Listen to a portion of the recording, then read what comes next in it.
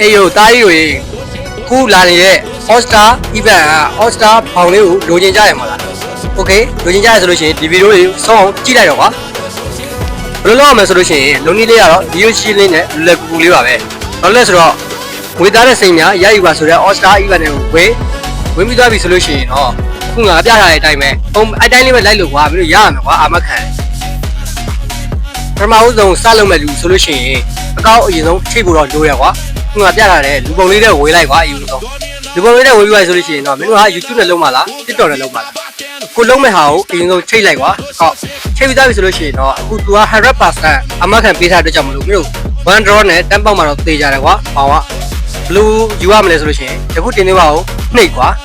နှိပ်ပြီးသားပြီဆိုလို့ရှိရင်ငါတို့ TikTok နဲ့လုံးမယ်ဆို TikTok YouTube နဲ့လုံးမယ်ဆို YouTube ကိုယ့်ရဲ့တင်ထားဗီဒီယိုရဲ့ link ကိုယူ link ကိုပေးလိုက်နောက်ပြီးကြလို့ရှိရင်မင်းတို့ကမြန်မာနိုင်ငံမှာနေတဲ့ကြောင့်မြန်မာကိုရွေးပြီးသွားရင်တော့ event လမ်းညွှန်ထဲမှာကွာနည်းနည်းနားမလဲလို့ရှိရင်စာရင်းနည်းနည်းတော့လိုက်ဖက်လိုက်ကွာ for event မှာဝင်ပါတဲ့လူလုံးဝမဖြစ်ရဘူးကွာ TikTok မှာဆိုလို့ရှိရင်ကွာအဲ့လိုမျိုးမင်းတို့ကောင်နေတည်သေးပြောရဆိုလို့ရှိရင်တော့မင်းတို့လှည့် raw တွေရမယ်ကွာအိမ်မှာချောင်း lucky ပေါက်လည်းပါတယ်လို့တခြား second တွေလည်းပါတာဖြစ်တဲ့ကြောင့်မလို့မင်းတို့ကောင်နေလုံးဝ share လမ်းပြီးတော့သားကြီးတော့